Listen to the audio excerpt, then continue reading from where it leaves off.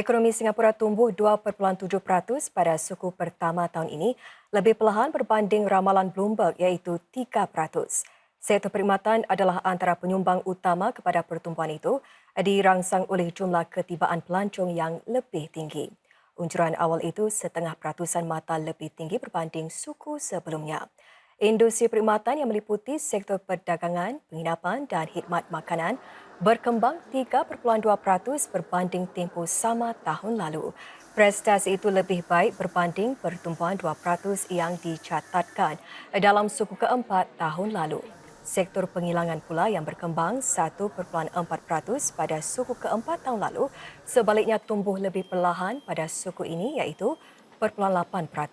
Setengah penganalisis percaya pelbagai acara hiburan berprofil tinggi yang diadakan di Singapura dan pemulihan sektor penghilangan akan membantu memacu pertumbuhan ekonomi negara.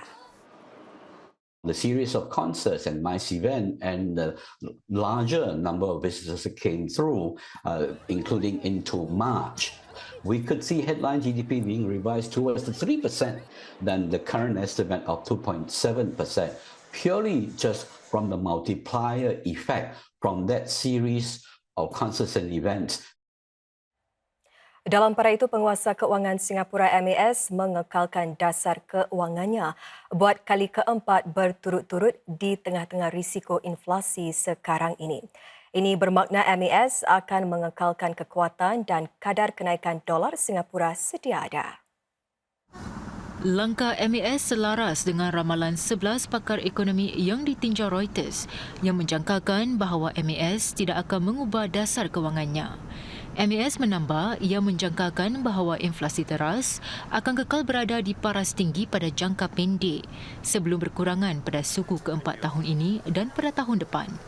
Ia juga maklum bahawa harga air naik bulan ini dan ini akan menambah kepada kenaikan harga bagi perkhidmatan seperti pendidikan dan jagaan kesihatan.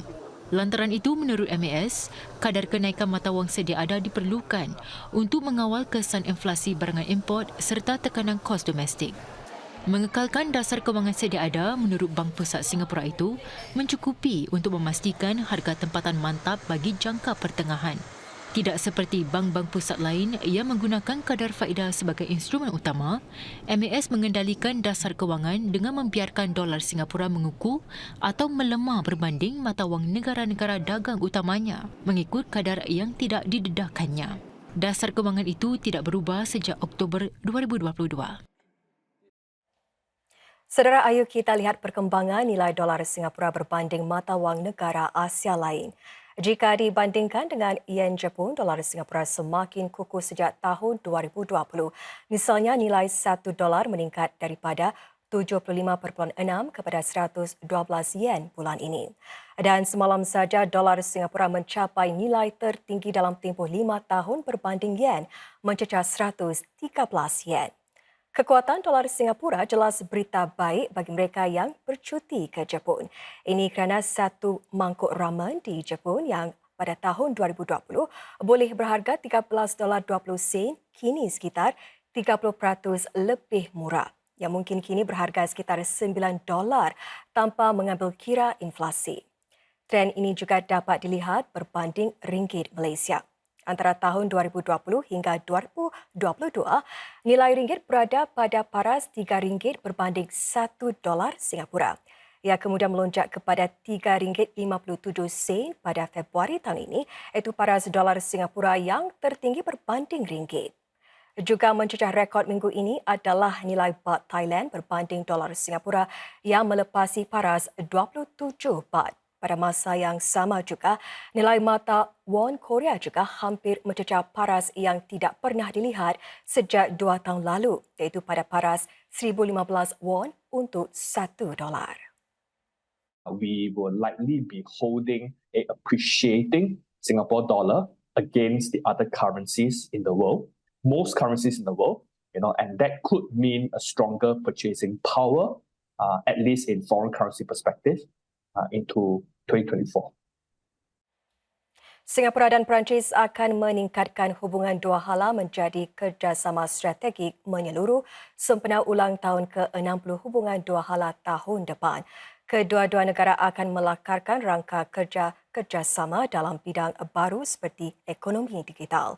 Ini menyusuli pertemuan timbalan Perdana Menteri Lawrence Wong dengan Presiden Perancis Emmanuel Macron semasa satu majlis jamuan makan malam di Paris.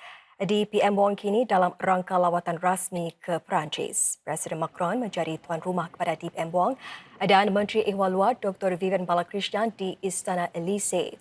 Para pemimpin itu menarik perhatian bahawa kerjasama antara Singapura dengan Perancis semakin erat sejak hubungan dua halanya diperkukuhkan ke tahap kerjasama strategik pada 2012.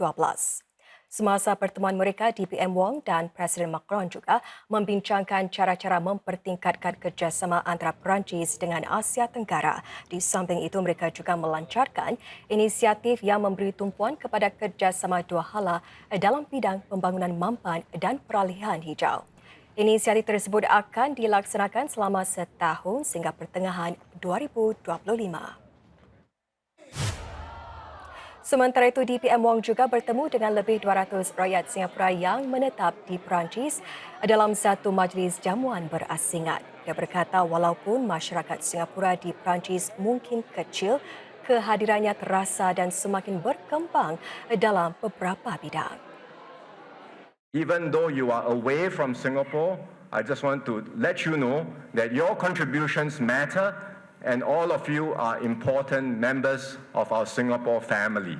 And so as part of this family, I hope you will continue to help our little red dot shine brightly and carry the Singapore flag wherever you are.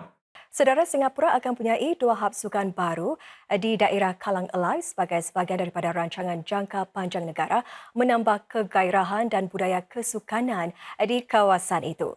Sukan tenis akan mendapat rumah baru di hub tenis Kalang, manakala bola sepak pula akan ada hub bola sepak Kalang.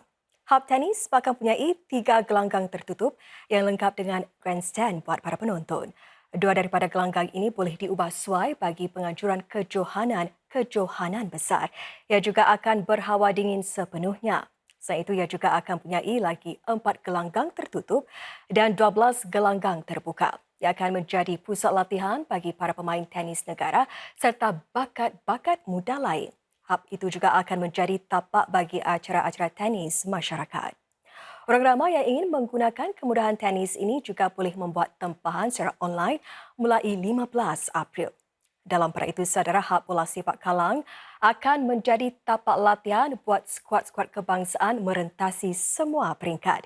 Ia dilengkapi dengan sebuah gym bola sepak yang dibangunkan dan disusun oleh saintis sukan untuk melatih para pemain bola sepak. Hub bola sepak Kalang ini bertujuan meningkatkan lagi industri bola sepak di Singapura sedang negara menyasarkan melatih bakat-bakat baru. Tessa Ng bercita-cita menjadi atlet negara yang bermain di hadapan para penyokong Singapura. Berusia 12 tahun, dia menyertai Akademi Bola Sepak di sekolahnya tahun lalu dengan harapan dapat menyertai pasukan wanita negara pada suatu hari nanti.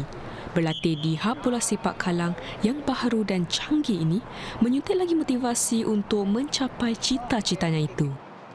My favourite part about training is that we are able to play matches because the field here is really big and it's artificial turf so that there won't be any uneven ground surfaces, and then it's more fun when like the ball actually goes where you want to go. Menurut masyarakat bola sepak tempatan, hub ini akan menjadi tempat utama bagi membantu bakat-bakat bola sepak generasi baharu Singapura berkembang. Di sini, para belia boleh bermain bersama-sama pemain lebih matang dan membantu mereka membina ikatan di dalam dan di luar padang. It now presents us a possibility for the various age groups of our footballers to come together, train alongside and be inspired by one another to role model the good behaviour, the good values of being a Team Singapore athlete, and they can aspire towards high performance. Para pegawai sukan di sini juga berkata bahawa ini merupakan suatu langkah ke hadapan dalam usaha meluaskan akses serta jumlah kemudahan dan pusat bermain. There's not just the hardware but also programming. So I think our current football hub with the 3 fields can enable a whole array of programs never done before. So I think it comes handy with Unleash the Raw program. Selain ini, lebih banyak kemudahan baharu lain dan kemudahan yang diperbaharui sedang dirancangkan. Kini muncul seruan agar lebih banyak rawatan jantung khusus disediakan bagi pesakit parah. Satu kajian Pusat Jantung Universiti Nasional NUHC menunjukkan para pesakit parah mengalami serangan jantung dan angin ahmar walaupun paras kolesterol mereka lebih rendah berbanding para pesakit yang tidak menghidapi bara. Satu lagi kajian mendapati ada kemungkinan maklumat yang kurang tepat dalam data yang digunakan untuk menetapkan tahap risiko jantung kepada pesakit parah berbanding mereka yang tidak menghidap bara. Menurut pusat itu, kajian lanjut diperlukan untuk menangani kesihatan jantung dalam kalangan pesakit parah yang biasanya dikecualikan daripada kajian tersebut. Sebagai sebuah pusat kecemerlangan sejagat dalam bidang kardio-onkologi yang mahu memperdalamkan lagi kerjasama antarabangsa dan mengembangkan keupayaan penyelidikannya.